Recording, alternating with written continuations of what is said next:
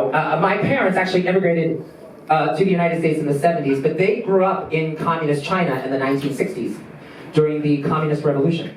Now the Cultural Revolution was a time when Mao was kind of taking all of the kids out of schools and putting them to work in the fields. You know, it was part of his agrarian revolution. We were all going to be a commune, and we were going to farm our own food and be self-sustaining. That didn't quite work out the way he wanted it to.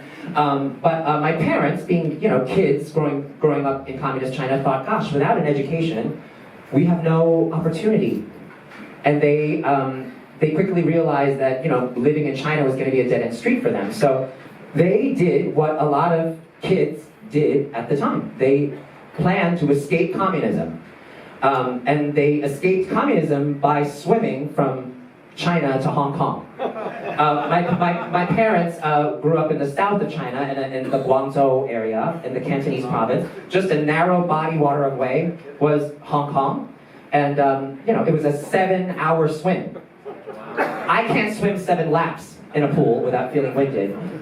They didn't swim together, they swam separately. They didn't meet till they got to Hong Kong, but my mom says that when she swam, she went down to the water with several friends late at night, and she's never heard or seen from those friends since that night, ever again. She's not sure if they're alive, if they're still with us, if they have kids like her. She's never heard from them again. She also told me that she kept chocolate in her pocket, and that's what gave her energy to keep going. My dad tried to swim the first time, but he was caught by the communists. Guns pointing in the water and everything. Get out of the water. He surrendered, and then they sent him to a re-education camp to do more work in the fields. But after his punishment was done, he came back and he tried again. And he made it the second time. And when he got to Hong Kong, he changed his name to Loy Sang, which in Cantonese actually means born again, because he felt like he had a whole new life when he got to Hong Kong. It was also a very clever way for him to send a message back to communist China to his family to say, hey, your cousin Loy Sang is doing really well right now. And so that was a kind of a secretive way for him to let his family know in China that he was doing all right. My parents both actually met working at a travel agency in Hong Kong in the 70s. Oh, sorry, there I am.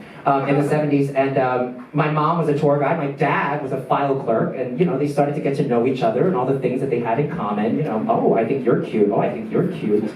Oh, you like wonton soup. I like wonton soup. Oh, you swam 7 hours to freedom. I swam 7 hours to freedom. They knew that they had one more thing in common, that they wanted to have a kid in the United States, to have all of the opportunities that they did not have when they were growing up. So they came to New York in the 70s. My mom started working as a seamstress at the garment factories of Chinatown. My dad started working as a dishwasher in Chinese restaurants. They could only afford to have one kid, me, I'm an only child. And at night, they would go to night school to learn English, but they supplemented their English education by listening to a lot of popular American music, and also watching a lot of TV in the 70s, which is actually why I'm named Telly. I'm actually named after Telly Savalas from the hit show Kojak. I consider myself very lucky that my mom didn't name me Kojak Leung instead, as she was learning English. These next 2 songs are actually straight from my dad's LP collection. I heard these songs often as a kid, and they always remind me of my parents' really unique journey to the States. The water is wide,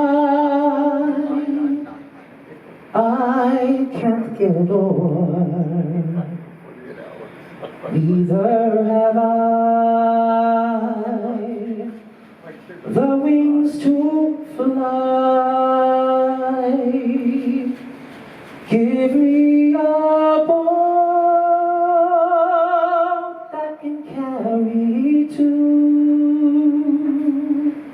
and both shall row, my love and I.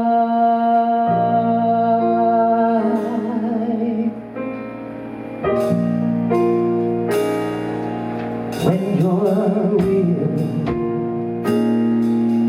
feeling small, when tears are in your eyes, I will